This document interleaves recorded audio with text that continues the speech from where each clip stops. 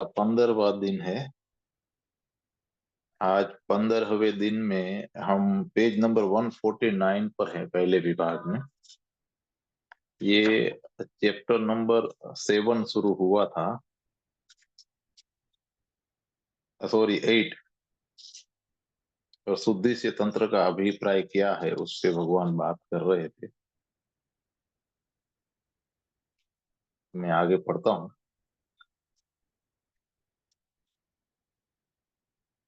लेकिन यह कथा सुंदर है, क्योंकि वृक्ष का नाम ज्ञान का वृक्ष है। जिस क्षण उन्होंने ज्ञान का फल खाया, वे गैर निर्दोष हो गए, वे बोधपूर्ण हो गए, और वे समझ गए कि हम नंगे हैं। फिर तुरंत ईव ने अपने शरीर को छिपाने की कोशिश की, और शरीर के बोध के साथ साथ वे सब के प्रति क्रोध, काम, लोभ, सब के प्रति बोधपूर्ण हो गए। वे वयस्क हो गए, इसलिए उन्हें स्वर्ग के बगीचे से निष्कासित किया गया। इसलिए बाइबल में ज्ञान ही पाप है। ज्ञान के कारण उन्हें बगीचे से निकाल दिया गया है, उन्हें दंडित किया गया। और जब तक वे फिर से बच्चों की भांति निर्दोष अबोध नहीं हो जाते हैं, तब तक उन्हें फिर से बगीचे में प्रवेश नहीं मिलेगा। वे परमात्मा के राज्य में तभी पुनः प्रवेश पाएंगे जब वे निर्दोष हो जाएंगे। यह पूरी कथा मनुष्यता की कथा है। न सिर्फ आदम और ईव अदन के बाग से निकाले गए थे, बल्कि प्रत्येक बच्चे को वहां से निकाला जाता है। वह शुद्ध है। प्रत्येक बच्चा अपना बचपन निर्दोषता में बिताता है। वह कुछ भी नहीं जानता है, वह शुद्ध है। लेकिन वह शुद्धता अज्ञान की शुद्धता है। वह सदा नहीं चलेगी। और जब तक वह विवेक की शुद्धता नहीं बनती है, तब तक तुम उसका भरोसा नहीं कर सकते। उस शुद्धता को ही जानना ही होगा। इस शुद्धता को जाना ही होगा। देर अबेर तुम्हें ज्ञान का फल खाना ही होगा। अदन के बाग में तो बात आसान थी, वहां एक वृक्ष था। यहाँ वृक्ष की जगह स्कूल, कॉलेज, विश्वविद्यालय हैं, और हर एक बच्चे को उनसे गुजरना होता है। उन्हें गैर निर्दोष होना होगा, निर्दोषता खोनी होगी। संसार में ज्ञान जरूरी है। अस्तित्व के लिए ज्ञान की जरूरत है। यहाँ तुम ज्ञान के बिना नहीं जी सकते हो। और ज्यों ही ज्ञान आया कि विभाजन आया। तुम यह विभाजन करते हो कि क्या शुभ है और क्या अशुभ है। तो तंत्र के लिए यह शुभाशुभ का विभाजन ही अशुद्धि है। इससे पहले तुम शुद्ध हो, इसके बाद भी तुम शुद्ध हो, इसमें ही अशुद्ध हो। लेकिन ज्ञान एक आवश्यक बुराई है। तुम इससे बच नहीं सकते। सबको इससे गुजरना होता है। वह जीवन का हिस्सा है। लेकिन यह जरूरी नहीं है कि इसमें सदा सर्वदा रहा जाए। तुम इसका अतिक्रमण कर सकते हो, और यह अतिक्रमण तुम्हें फिर से निर्दोष और पवित्र कर देगा। अगर विभाजन व्यर्थ हो जाए, अगर शुभ अशुभ का जो भेद है वो करने वाला ज्ञान जाता रहे, तो तुम पुनः एक निर्दोष दृष्टि से संसार को देखने में समर्थ हो जाओगे। जीसस ने कहा है, जब तक तुम बच्चे जैसे नहीं हो जाते, तुम हमारे प्रभु के राज्य में प्रवेश नहीं कर सकते हो। जब तक तुम बच्चे जैसे नहीं हो जाते, यही तंत्र की शुद्धता है। लाओ त्सु कहता है, एक इंच का विभाजन और स्वर्ग और नर्क अलग हो जाते हैं।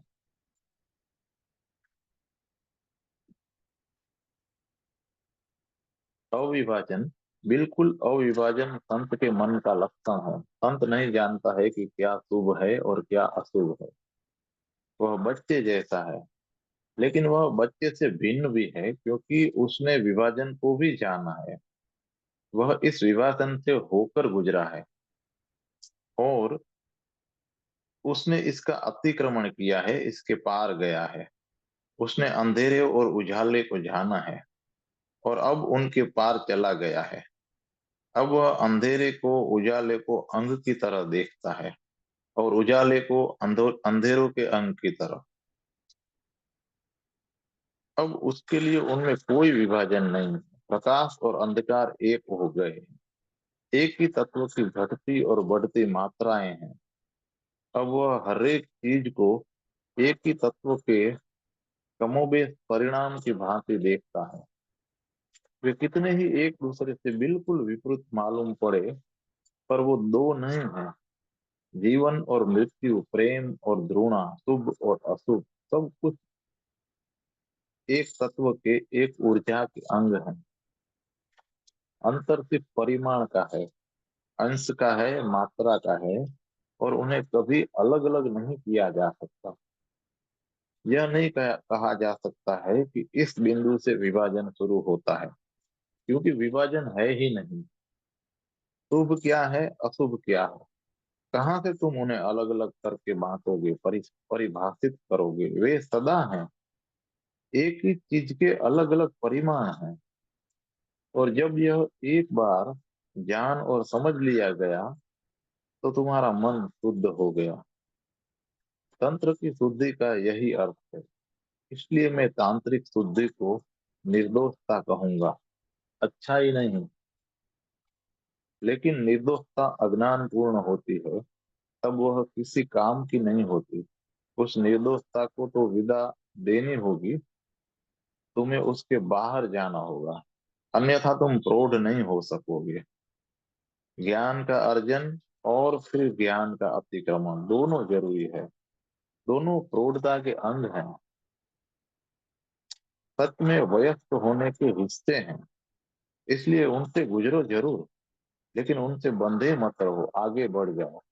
और तब एक दिन आता है जब तुम सच में उनके पार निकल जाते हो। यही वजह है कि तांत्रिक बुद्धि को समझना कठिन है। उसे गलत समझा जा सकता है, वह इतनी नाजुक है। इसलिए किसी तांत्रिक संत को पहचानना करीब करीब असंभव है। साधारण साधु को, संतों को पहचानना आसान है, क्योंकि वे तुम्हारा अनुगमन करते हैं, तुम्हारे मानकों का, तुम्हारी परिभाषाओं का, तुम्हारी नैतिकता का अनुगमन करते हैं। तांत्रिक संत को पहचानना कठिन है, क्योंकि वह सब विभाजनों का अतिक्रमण कर जाता है। इसलिए मनुष्य के विकास के पूरे इतिहास में तांत्रिक संतों के बारे में हम कुछ भी नहीं जान पाए हैं। उन्हें पहचानना इतना कठिन है कि उनके बारे में उल्लेख नहीं हो सका है। कन्फ्यूशियस लाओ त्से के पास गया। लाओ त्से का चित्त तांत्रिक ढंग ढंग से संबुद्ध संत का चित्त है। तंत्र शब्द का भी लाओ त्से को पता नहीं था। उसके लिए शब्द ही निरर्थक है। वह तंत्र के संबंध में कुछ नहीं जानता था, लेकिन उसने जो कुछ कहा है वह तंत्र है। कन्फ्यूशियस हमारे चित्त का प्रतिनिधि है, महाप्रतिनिधि है। वह सदा शुभ और अशुभ की भाषा में सोचता है कि क्या करने योग्य है और क्या नहीं करने योग्य है। कन्फ्यूशियस विधिवादी है, सबसे बड़ा विधिवादी। वह लाओ त्से के पास गया और उससे पूछा कि शुभ क्या है, करने के योग्य क्या है, अशुभ क्या है। कृपा करे और इनकी स्पष्ट परिभाषा करे। लाओ त्से ने कहा कि परिभाषाएं सब गुड़ गोबर कर देती हैं, क्योंकि परिभाषा का अर्थ है बांटना, कि यह है और वह है। तुम बांट कर कहते हो कि अ है और ब है। तुम बांटते हो और कहते हो कि अ ब नहीं हो सकता। तब भेद पैदा हो गया, द्वंद निर्मित हो गया, और अस्तित्व सदा एक है। यहाँ अ सतत ब हो रहा है, अ निरंतर ब में प्रवेश कर रहा है। जीवन सतत मृत्यु बन रहा है, जीवन निरंतर मृत्यु में प्रवेश कर रहा है। इस हालात में तुम परिभाषा कैसे करोगे? बचपन जवानी में प्रवेश कर रहा है और जवानी बुढ़ापे में गति कर रही है। स्वास्थ्य रोग में गति कर रहा है और रोग स्वास्थ्य में गति कर रहा है। इस हालात में तुम उनके बीच विभाजन रेखा कैसे खींचोगे? जीवन एक प्रवाह है, और जब तुम उसकी परिभाषा करते हो, तुम सब गड़मड़ कर देते हो, क्योंकि परिभाषाएं मूर्त होती हैं और जीवन एक जीवंत प्रवाह है।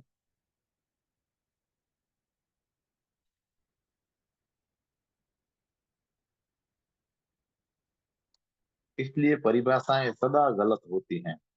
लाओ त्सु कहता है, परिभाषा असत्य को जन्म देती है, इसलिए परिभाषा मत करो। मत कहो कि क्या शुभ है क्या अशुभ है।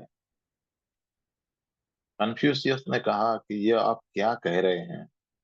तब लोगों का मार्गदर्शन कैसे होगा? तब उनका शिक्षण कैसे होगा? वे नैतिक और शुभ कैसे बनेंगे? लाओ त्सु ने कहा, मेरी दृष्टि में यही पाप है कि कोई किसी दूसरे को अच्छा बनाने की कोशिश करे। तुम मार्गदर्शन वाले करने वाले कौन हो? तुम राह दिखाने वाले कौन हो? जितने ही मार्गदर्शक होंगे, उतनी ही उलझन बढ़ेगी। हर आदमी को अपने ऊपर छोड़ दो, तुम कौन होते हो? यह दृष्टि खतरनाक मालूम होती है ही। ऐसी दृष्टि पर समाज नहीं खड़ा खड़ा किया जा सकता।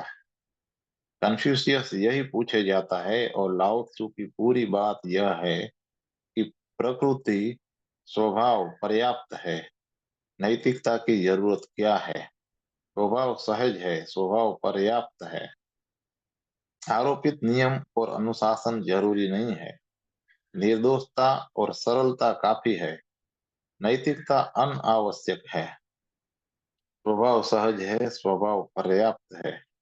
ऊपर से लादे गए नियम निषेध कतई जरूरी नहीं है। निर्दोषता काफी है। ज्ञान की भी क्या जरूरत है? कन्फ्यूशियस बड़ा घबराया हुआ वापस आया। रातों उसे नींद नहीं आई, और उसके शिष्य पूछते थे कि हमें उसके साथ हुई मुलाकात के संबंध में कुछ कहिए कि क्या हुआ। कन्फ्यूशियस ने कहा कि वह आदमी नहीं है, वह एक खतरा है, एक सिंह है।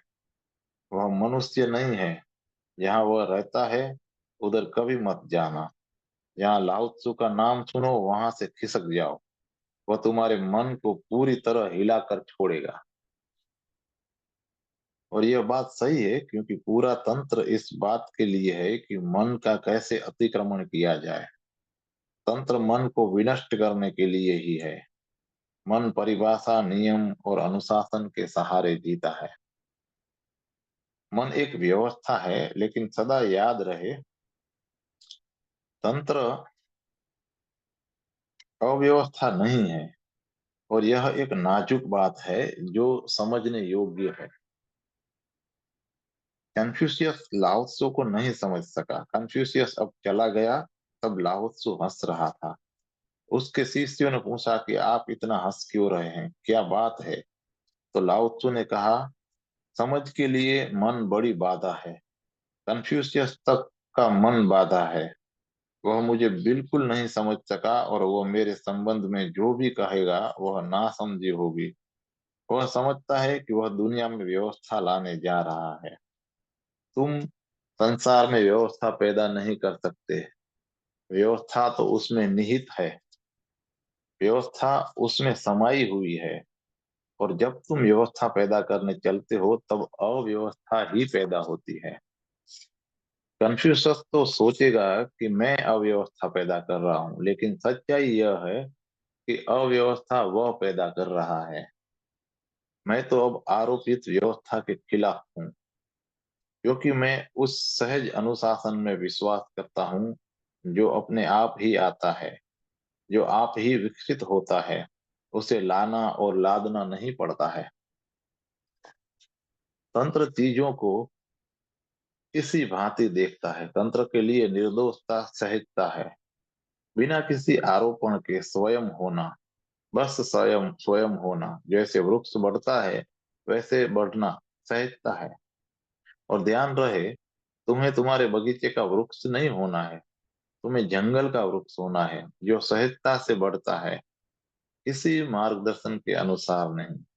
क्योंकि सब मार्गदर्शन कुमार्गदर्शन है। तंत्र के लिए सब मार्गदर्शन कुमार्गदर्शन है।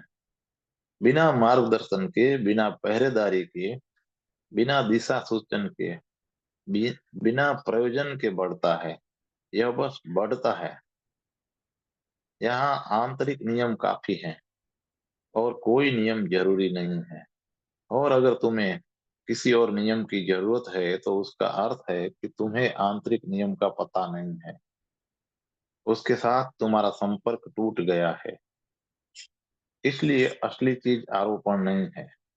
असली चीज है संतुलन को, सम्यक्त्व को फिर से प्राप्त करना, फिर से केंद्र की ओर गति करना, फिर से घर की ओर लौटना, ताकि तुम्हें सच्चा आंतरिक नियम उपलब्ध हो जाए।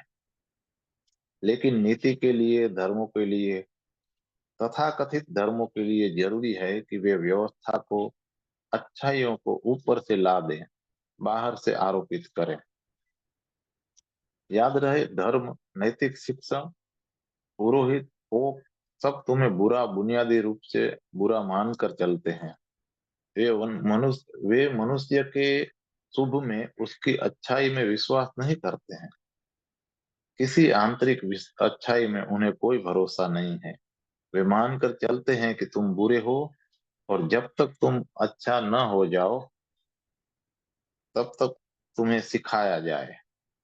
वे समझते हैं कि जब तक अच्छाई बाहर से न थोपी जाए तब तक उसके आने की, भीतर से आने की कोई संभावना नहीं है। इसलिए पुरोहितों, नीतिवादियों और धर्मगुरुओं की नजर में तुम बुनियादी रूप से बुरे हो। अच्छाई तो वह अनुशासन है जो ऊपर से थोपी जाती है। तुम एक अराजकता और वे तुम्हें तुम एक अराजकता हो और वे तुम्हें व्यवस्था देंगे। वे व्यवस्था लाने वाले हैं, और उन्होंने सारी दुनिया को एक गड़मड़, एक उलझाव, एक पागल खाना बना दिया है। क्योंकि सदियों से वे संसार में व्यवस्था पैदा करने में लगे हैं, अनुशासन ला रहे हैं। उन्होंने इतना सिखाया है कि अब सीखने वाले पागल हो गए हैं। तंत्र तुम्हारी आंतरिक इच्छा में विश्वास रखता है। इस फर्क को स्मरण रखो। तंत्र कहता है कि हर एक व्यक्ति शुभ है, अच्छा है। वह अच्छा ही पैदा होता है। अच्छाई उसका स्वभाव है। यह हकीकत है कि तुम अच्छे हो ही। तुम्हें स्वाभाविक विकास की जरूरत है, किसी आरोपण की जरूरत नहीं है। यही कारण है कि कोई भी चीज बुरी नहीं समझी जाती। अगर क्रोध है, काम वासना है, लोभ है, तो तंत्र कहता है कि वह सब भी शुभ है। बस एक ही चीज की कमी है कि तुम अपने में केंद्रित नहीं हो, और इस कारण से तुम उनका उपयोग नहीं कर पाते हो। यही कारण है कि तुम उनका सदुपयोग भी नहीं कर पाते हो। क्रोध बुरा नहीं है, असली समस्या यह है कि तुम अपने भीतर नहीं हो। और यही कारण है कि क्रोध तबाही लाता है। अगर तुम अपने भीतर उपस्थित रहे तो क्रोध एक स्वस्थ ऊर्जा बन जाता है, स्वास्थ्य बन जाता है। तब क्रोध ऊर्जा में रूपांतरित हो जाता है, और तब वह शुभ हो जाता है। जो कुछ भी है शुभ है। तंत्र सब चीज की अंतर्भूत अच्छाई में विश्वास करता है। सब कुछ पवित्र है, कुछ भी अपवित्र नहीं है, कुछ भी अशुभ नहीं है। तंत्र के लिए कहीं कोई शैतान नहीं है, केवल दिव्य अस्तित्व है। धर्म शैतान के बिना जीवित नहीं रह सकते हैं। उन्हें ईश्वर की भी जरूरत है और शैतान की भी जरूरत है। इसलिए तुम उनके मंदिरों में अकेले ईश्वर को देखकर भूल में मत पड़ जाना। उस ईश्वर के ठीक पीछे शैतान छिपा है। क्योंकि कोई भी धर्म शैतान के बिना कैसे रह सकता है। कुछ चीज जरूरी है जिसकी निंदा की जाए, जिसे विनष्ट किया जाए। वहां समग्र नहीं स्वीकृत है, सिर्फ अंश स्वीकृत है। यह बुनियादी बात है।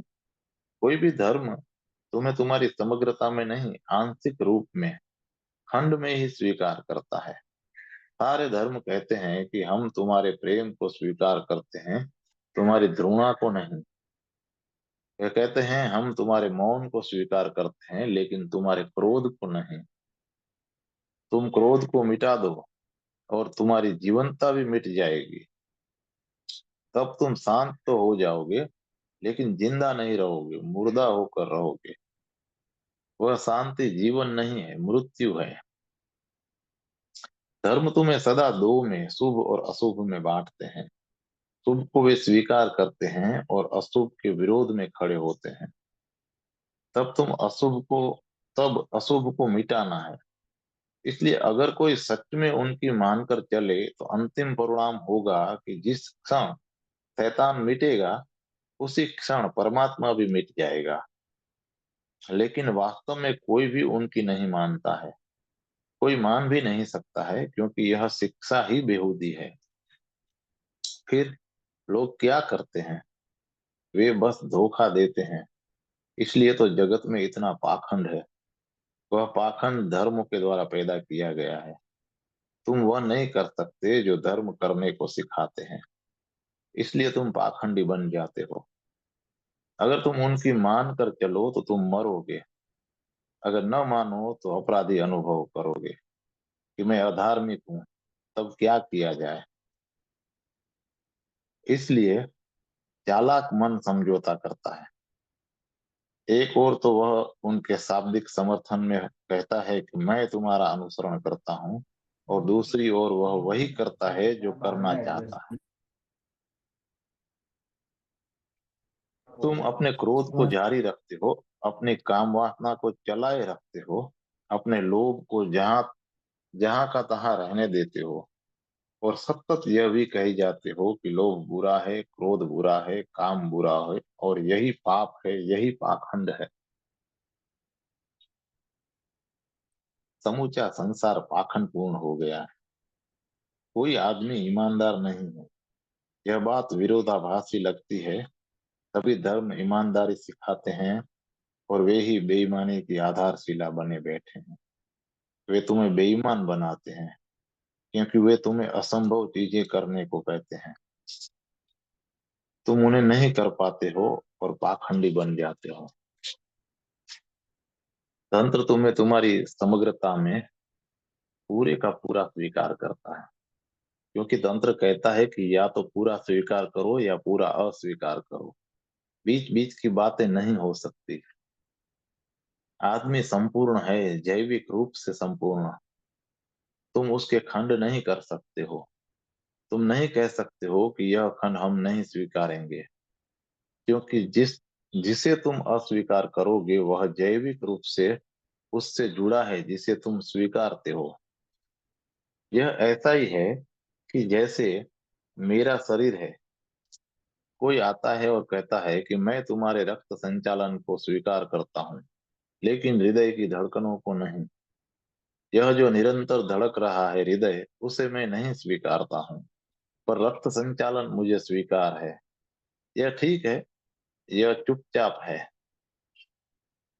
लेकिन सच तो यह है कि मेरा रक्त संचालन मेरे हृदय के द्वारा हो रहा है, और हृदय की धड़कनें उससे संबंधित है। रक्त संचालन धड़कन के कारण होता है, तो मैं क्या करूं? मेरा हृदय और रक्त संचालन सावयव रूप से जुड़े हैं।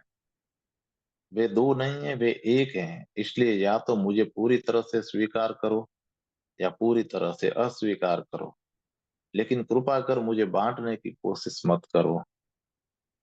यही यह बेईमानी होगी, यह गहरी बेईमानी होगी। अगर तुम मेरे हृदय की धड़कन की निंदा करोगे तो मैं भी उसकी निंदा करने लगूंगा, लेकिन तब रक्त का संचालन नहीं होगा, और उसके बिना मैं जिंदा नहीं रह सकता। इसलिए क्या किया जाए? यह कि जैसे हो वैसे ही बने रहो, और सदा कुछ और करते रहो जो तुम नहीं हो सकते हो।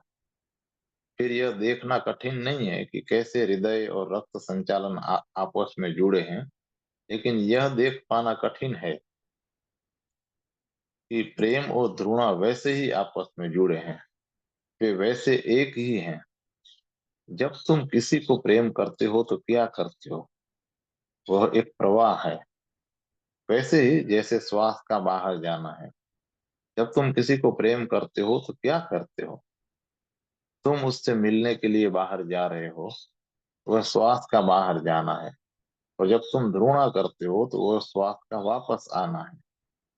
तुम प्रेम करते हो तो तुम किसी के प्रति आकर्षित होते हो, और जब घृणा करते हो तब तुम विकर्षित होते हो।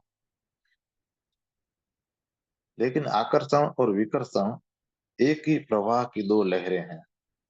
आकर्षण और विकार विकर्षण दो चीजें नहीं है। तुम उन्हें विभाजित नहीं कर सकोगे। तुम मुझे यह नहीं कह सकते कि तुम श्वास ले तो सकते हो लेकिन छोड़ नहीं सकते। तुम मुझे यह नहीं कह सकते कि श्वास छोड़ तो सकते हो लेकिन ले नहीं सकते। दो में से एक ही काम कर सकते हो, दोनों नहीं। पर अगर तुम्हें श्वास छोड़ने न दी जाए तो तुम श्वास कैसे ले सकते हो? इसी तरह अगर तुम्हें घृणा न करने दी जाए तो तुम प्रेम भी नहीं कर सकते हो। तंत्र कहता है कि हम पूरे मनुष्य को स्वीकार करते हैं क्योंकि मनुष्य एक जैविक एकता है। मनुष्य एक गहरी एकता है। तुम उसमें से कुछ भी नहीं सोच सकते हो, और वह जैसा है वैसा ही उसे होना चाहिए। क्योंकि अगर मनुष्य जैविक एकता नहीं है तो इस ब्रह्मांड में कुछ भी जैविक एकता नहीं है। मनुष्य जैविक संपूर्णता का शिखर है। सड़क पर पड़ा पत्थर वह एकता है, वृक्ष एक एकता है, फूल और पक्षी भी वह एकता है। सब एकता है तो मनुष्य क्यों नहीं? मनुष्य तो शिखर है, महा एकता है, एक जटिल और जैविक संपूर्णता। सत्य तो यह है कि तुम किसी को भी अस्वीकृत नहीं कर सकते हो।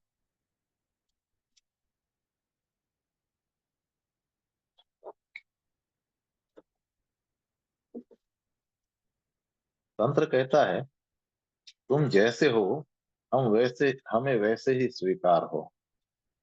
उसका यह मतलब नहीं है कि तुम्हें बदलने की जरूरत नहीं है। उसका यह मतलब भी नहीं है कि अब तुम्हें विकास नहीं करना है। वरन उसका अर्थ तो यह है कि तंत्र तुम्हारे विकास के मूलाधार को स्वीकार कर रहा है। तभी तुम विकास कर सकते हो। लेकिन यह विकास चुनाव नहीं होगा, यह चुनाव रहित विकास होगा। उदाहरण के लिए बुद्ध को देखो। जब बुद्ध बुद्ध होते हैं, हम पूछ सकते हैं कि उनका क्रोध कहाँ गया। उनमें भी क्रोध था, उनमें भी काम वासना थी। अब वह क्रोध और काम वासना कहाँ गई? अब उनका लोभ कहाँ है? अब हम उनमें कोई क्रोध नहीं देखते हैं।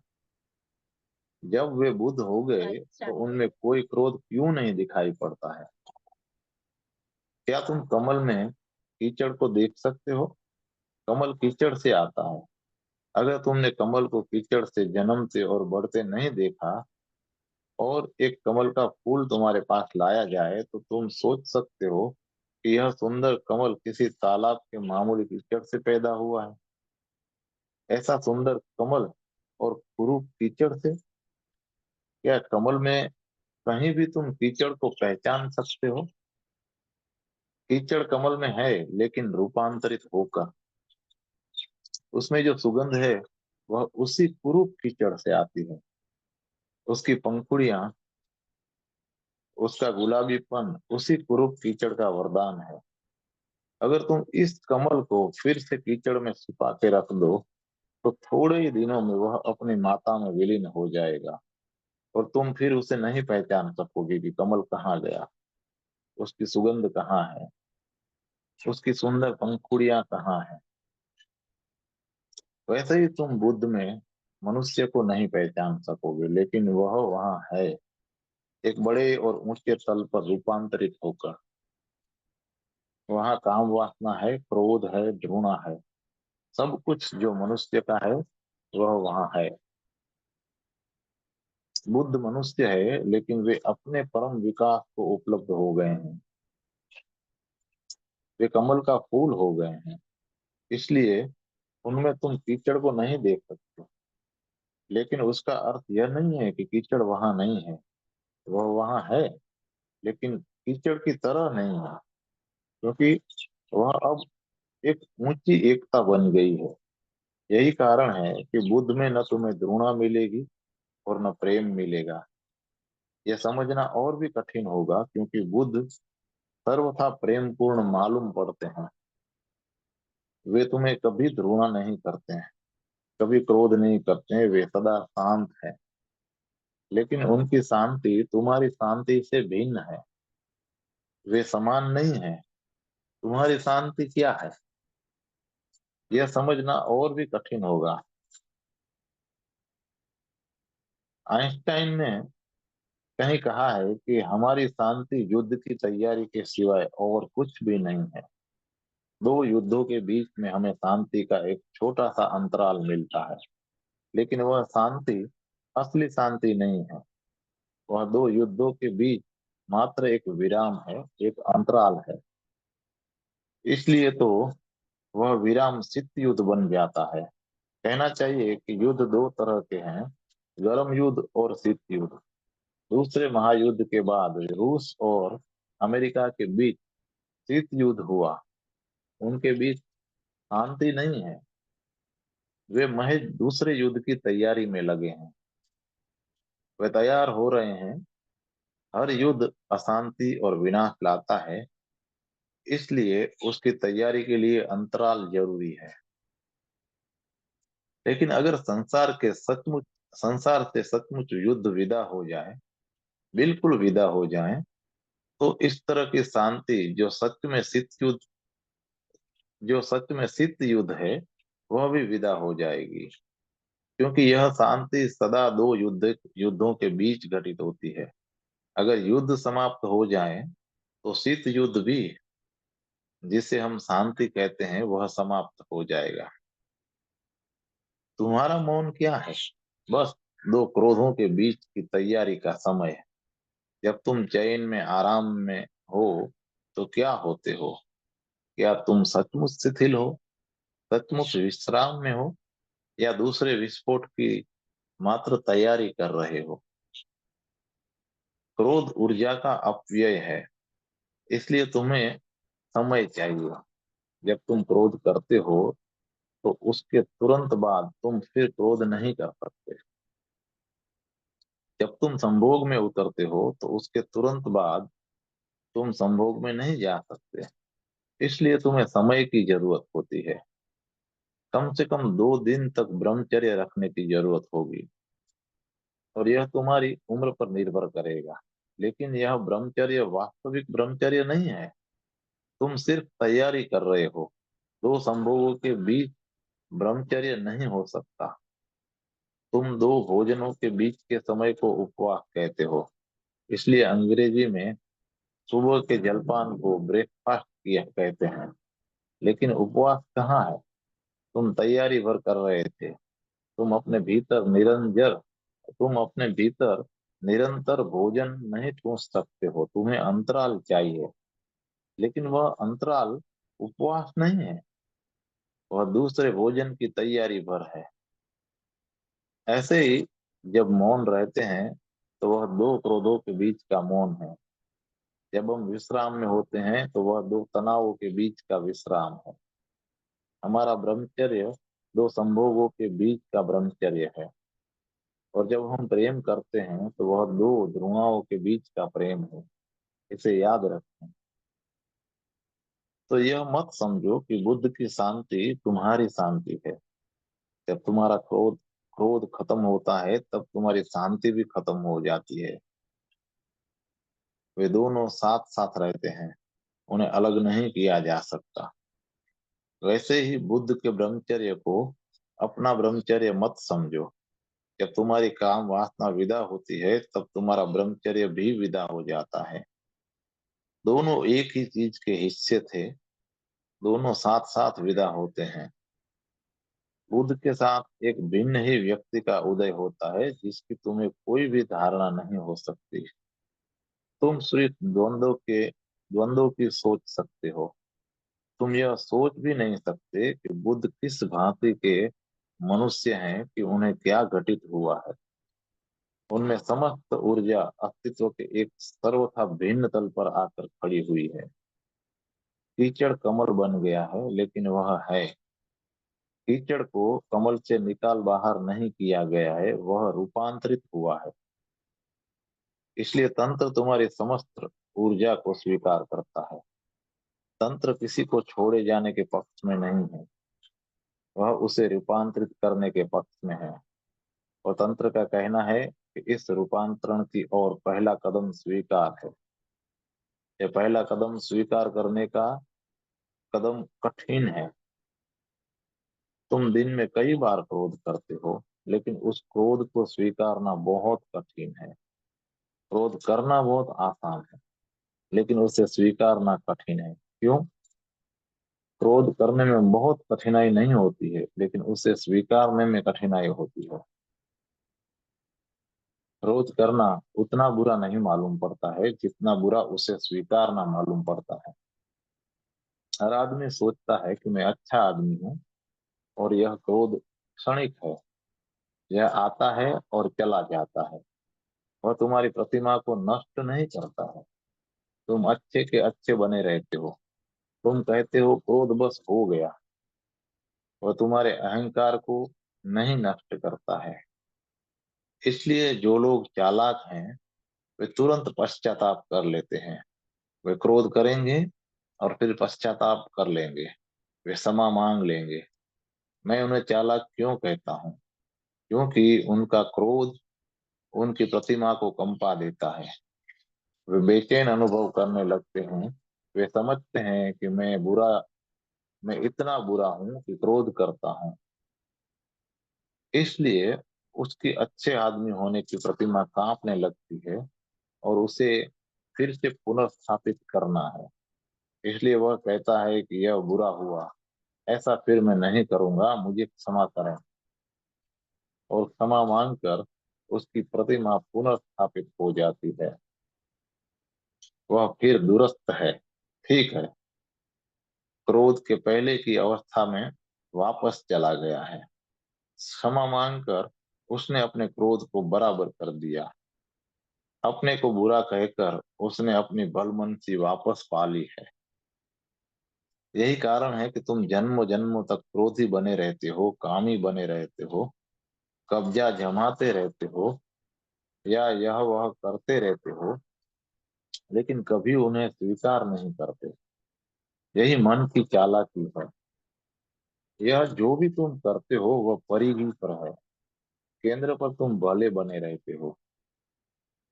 अगर तुम स्वीकार कर लो कि मैं क्रोधी हूं, तो तुम केंद्र पर बुरे हो जाते हो। तब यह महज करने का सवाल नहीं रह जाता है। तब यह क्षणिक नहीं रहता है। तब क्रोध तुम्हारी संरचना का हिस्सा हो जाता है। तब ऐसा नहीं है कि तुम्हें कोई कोई तुम्हें क्रोध करने को उत्तेजित करता है। तब तुम अकेले भी हो तो क्रोध में हो। जब तुम क्रोध नहीं कर रहे हो, तब भी क्रोध है, क्योंकि क्रोध तुम्हारी ऊर्जा है, तुम्हारा अंग है। ऐसा नहीं है कि क्रोध कभी कभी भड़कता है और फिर शांत हो जाता है। नहीं, अगर वह सदा मौजूद नहीं है, तो फिर भड़केगा कैसे? तुम इस बल्ब को बुझा सकते हो, फिर जला सकते हो, लेकिन विद्युत प्रवाह को वहां सतत रहना चाहिए। अगर प्रवाह नहीं है, तो तुम जला बुझा नहीं सकते। उसी तरह क्रोध का प्रवाह सदा मौजूद है। काम वासना का प्रवाह सदा मौजूद है। लोभ का प्रवाह सदा मौजूद है। तुम्हें भी तुम जलाते बुझाते रहते हो। बाह्य स्थितियों में तुम बदलते हो, अंतर स्थिति में तुम वही के वही रहते हो। स्वीकार का अर्थ है कि क्रोध कृत्य नहीं है, तुम ही क्रोध हो। काम वासना कृत्य नहीं है, तुम ही काम वासना हो। लोभ कृत्य नहीं है, तुम ही लोभ हो। इसे स्वीकार करने का अर्थ है अपनी प्रतिमा को उखाड़ फेंकना। और हम सब ने अपनी सुंदर प्रतिमाएं बना रखी हैं। हर एक ने अपनी अपनी सुंदर, अत्यंत सुंदर प्रतिमा बना रखी है। और तुम जो भी करते हो, उससे वे प्रतिमाएं एकदम अछूती रह जाती है। तुम उन्हें बचाए चलते हो। और जब प्रतिमा सुरक्षित है तो तुम प्रसन्न महसूस करते हो। यही कारण है कि तुम क्रोध करते हो, काम वासना में उतरते हो और उससे विचलित नहीं होते। लेकिन अगर तुम स्वीकार कर लो और कहो कि मैं काम वासना हूँ, मैं क्रोध हूँ, मैं लोभ हूँ, तो तुम्हारी प्रतिमा तत्क्षण बिखर जाती है। तंत्र कहता है कि तुम जो भी हो उसे स्वीकार करना यह पहला कदम है और सबसे कठिन। कभी कभी हम स्वीकारने की कोशिश भी करते हैं, लेकिन जब भी यह कोशिश करते हैं तो बहुत हिसाब किताब के साथ करते हैं। हमारी चालाकी गहरी है और सूक्ष्म है, और मन के धोखा देने के ढंग भी बड़े सूक्ष्म है। कभी कभी तुम स्वीकारते हो और कहते हो कि हाँ मैं क्रोध हूँ, मैं क्रोध हूँ, लेकिन यह स्वीकार तभी करते हो जब सोचते हो कि क्रोध से कैसे मुक्त हुआ जाए। तब तुम स्वीकारते हुए कहते हो कि ठीक है, तो मैं क्रोध हूँ। अब बताओ कि इसके ऊपर कैसे उठा जाए। तुम काम वासना से छूटने के लिए काम वासना का स्वीकार करते हो। जब भी तुम कुछ और होने की कोशिश करते हो तो तुम स्वीकार करते हो, क्योंकि तब भविष्य के तब भविष्य के द्वारा तुम्हारी प्रतिमा सुरक्षित रह जाती है। तुम हिंसक हो और तुम अहिंसक होने की चेष्टा कर रहे हो, इसलिए तुम स्वीकार करते हो कि मैं हिंसक हूँ। आज मैं हिंसक हूँ, लेकिन कल अहिंसक हो जाऊंगा।